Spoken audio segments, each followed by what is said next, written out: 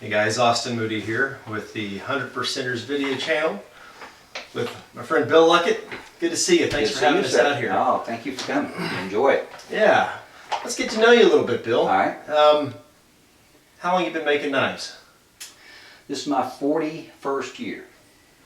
So I've been a little over 40 years. Why knives? What got you started making knives?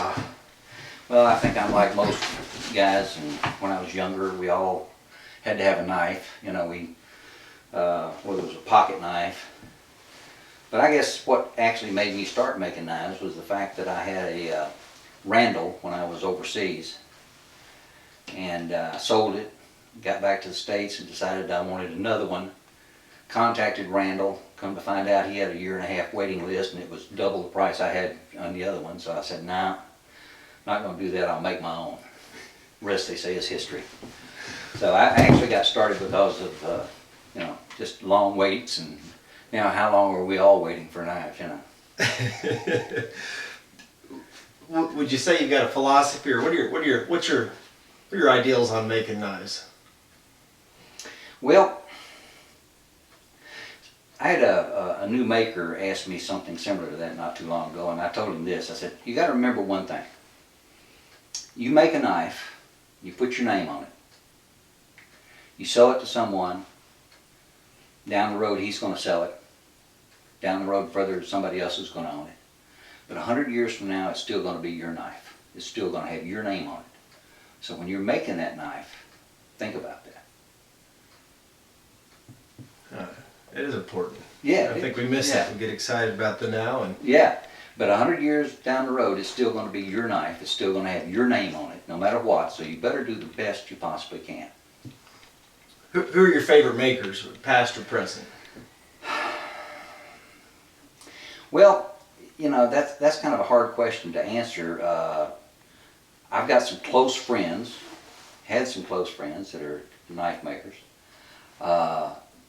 Jimmy Lyle, Gil Hibben, people like that that have influenced me in a lot of ways. Then I've met some other people, we won't mention names, have influenced me not to do certain things, you know. But the knife making,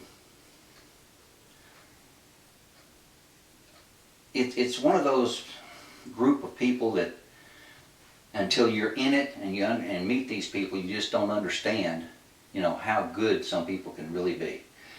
They're always seem to be willing to help, give you information, point things out to you. But there was another guy named Al Marr Knives. He probably helped me as much as anything with just basic design. Not how to design a knife, but how to make it so that you wind up with a family type of design. And what I mean by that is you don't have knives that are totally opposite from each other. In other words, my style of knife, if you look at it, you can probably pick it out simply because of the family resemblance from one knife to the next knife to the next knife. Mm-hmm. So there's been people, Jim Pugh from over in Azle, Texas. He was actually the first knife maker I formally met. Bob Lovelace. Grumpy old man, but you know, he told me one time, he said at a Dallas gun show, he says, whatever the hell you do, don't copy my design. There's too many people out there copying my design. Do your own design. Well, you know, good advice, really was, you know. But back in the 70s and early 80s, I mean, you made a Lovelace style knife or you made a Randall style knife. And I always wanted to do something a little different. Okay, so you've been making for over 4 decades now. Tell me about, what was it like pre-internet? I mean, right now I hop on YouTube and get all the instruction I want, whether it's good or bad. But where did you, I mean, what was that like? Well, I guess you really got to have a desire to want to create something. Back in those days, there weren't many books. Blade magazine was just kind of getting its start, and a few hunting magazines had some articles on how to make a knife, or actually back in those days they put handles on blades. You know, you buy a blade and put a handle on it, you had a custom made knife. But I learned how to make knives mainly through trial and error. But one of the things that I do that's different than most knife makers, I grind cutting edge down. Everybody else grinds with the cutting edge up. Nobody told me that you're supposed to grind with the cutting edge up. That's just the way I, decided to try to do it. I use a small diameter wheel. Most knife makers use a large diameter wheel. The reason I do it is because nobody told me that, you're not supposed to do that. So it was a trial and error process. As time went along, I picked up little tricks with the trade, but most of the stuff that I've learned over the years is just trial and error. Mm-hmm. It was coming by materials. I mean, how did you source? Oh, okay. Somebody who influenced me in knife making was a guy named Bob Scrimshire. And Bob owned a knife making supply store or company over in Emory, Texas. And he was probably, if not the only, one of the few guys around at that time, this is back in the 70s now, that had supplies. You could buy steel from him, you could buy belts, you could buy grinders and cut-off saws, whatever you would need to make knives. Bob Scrimshire was the place to go. And Bob was one of those kind of guys, I've been over a couple of times to his place back in the 70s, and I'd walk in and I said, Bob, I need 6 belts of this grit. And he says, well, go ahead and take 12. I said, Bob, I can't afford 12 right now. I'll take 6. Well, I'd go to my truck and there's 12 belts in the truck, and he said, pay me when you sell a knife. So he was one of those kind of guys that promoted knife makers simply because of his company. Now, of course, he made money, but at the same time, I'm sure he probably lost some on a few guys too. So, but people like that can make a big difference in your career. What was it like? I mean, how did you market your knives back then? Where did you get your first buyers, I guess, and beyond maybe just friends and family? That's right? how it starts, with one friend recommends it to somebody else. But we used to go to gun shows. I mean, that was the biggest place where you got your name out. I joined the Knife Makers Guild in 1985 the first time, and they were promoting the knife making industry at that time, and still are, of course. But that was probably as much as anything as getting a member of the guild. You could do magazine advertising, which was and still is very expensive, but it just depends. A lot of it was just word of mouth. I would say most of it. I was lucky enough to have a couple of magazine articles written about my work, and that can make you or break you, really, when you get into something, because there's a lot of people who read magazines back in those days because we didn't have the internet, and people didn't see anything except in the magazines. So that's probably the biggest ones. How did that come about? Getting an article in a magazine? Did you submit your work, or Well, did people find you? The first one, if I recall, B.R. Hughes, Bill Hughes, walked up to my table at a gun shop, and we got to talking. And he wanted to know if I had any photographs and this kind of stuff, and I'd had some, and I had some professionally done. A guy named Jim Wire was doing a lot of knife photography back in those days. Anyway, Bill Hughes wrote the first one on me, and I went from about a 3 or 4 month backlog to about a 2-year backlog almost overnight. But back in those days, I was a part-time maker, so my time was limited in how much time I could actually spend in the shop and do it. So, all right, let me ask you this. All right, so for guys setting up their shop, you're going to need a belt grinder, a drill press. If you're doing it yourself, a heat treating oven. What are the next, say, 2 or 3 big tool purchases you'd recommend when setting and of up course, a shop? you got to have a metal cutting bandsaw, wood cutting bandsaw. So you got to have something to cut this stuff up with. I personally have, 3 or 4 Dremel motor tools. I use that a lot. You get into some tight areas for grinding and polishing, that type of stuff. If you're going to do your own leather sheaths, one of these Boss machines comes in real handy.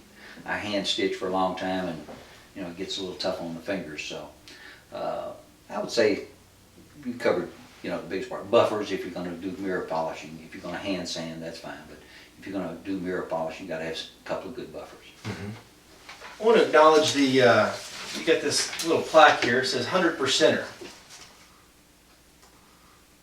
I'll tell the audience a little bit about what my understanding of a 100%er is, and I want to ask you some questions because I think it's a conversation to be had. So yeah, 100%er. 100%ers.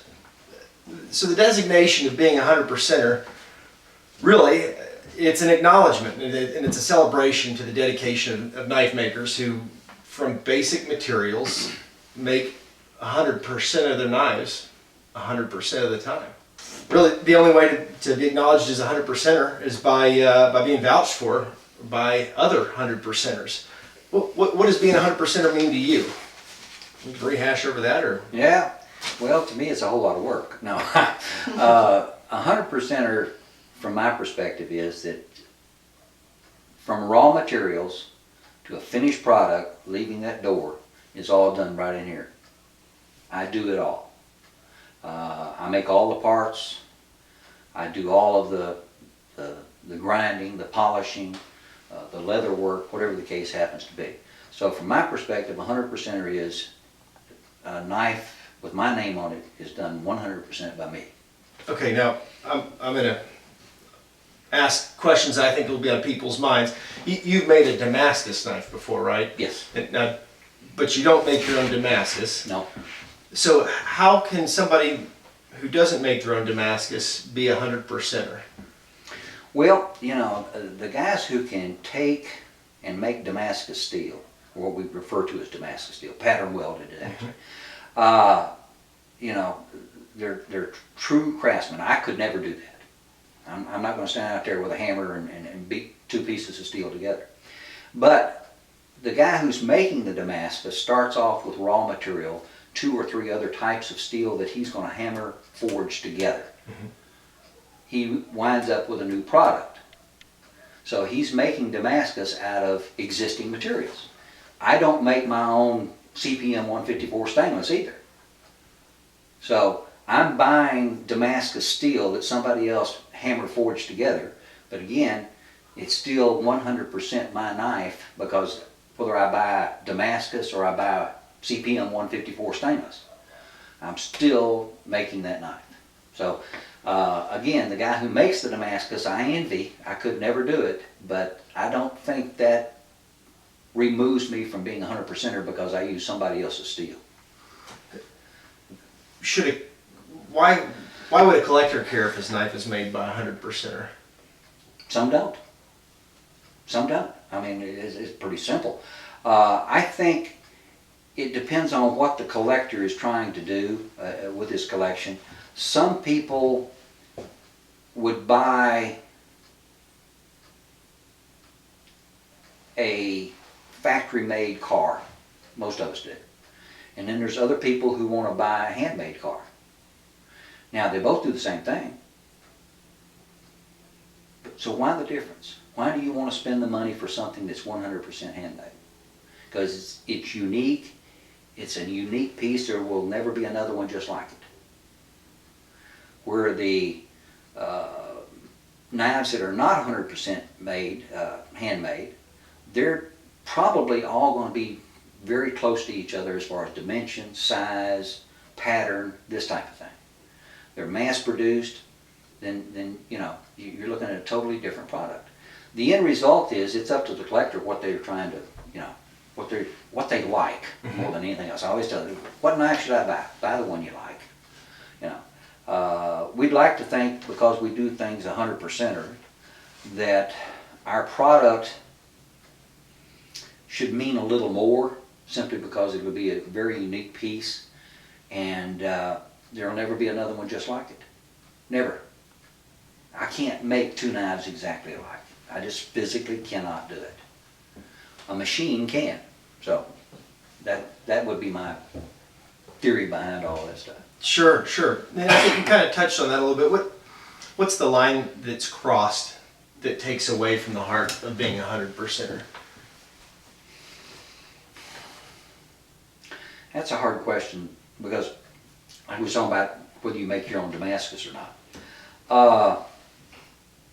Probably to me, you're no longer a 100%er if you are having parts made by somebody else outside your own shop. And then you're taking those parts and putting them together and call it a custom made or a handmade knife. The idea that I make a fixed blade knife and I do my own leather. Some guys, have the leather sheaths made someplace else. But when they come in with the finished product, they say, okay, this is my knife. The sheath was made by such and such a leather craftsman. He's still a 100%er, even though, he didn't make the sheath. He told you he didn't make the sheath. Now, if I'm making a knife and I say, okay, I ground the blade, but somebody else made the guard. If I told you that, could you say, well, I'm a 100%er because I told you the guard was made by somebody else? Probably not, because you're taking away from the one person made this knife type situation. So if you're farming out for parts and that kind of stuff, I think that's where the line's crossed. Fair enough. Personal opinion, a lot of people may not agree with that. Personal opinion. Name some makers you'd vouch for. 100%er? Yeah. Yeah, my friend Tony Baker, Tom Overrinder.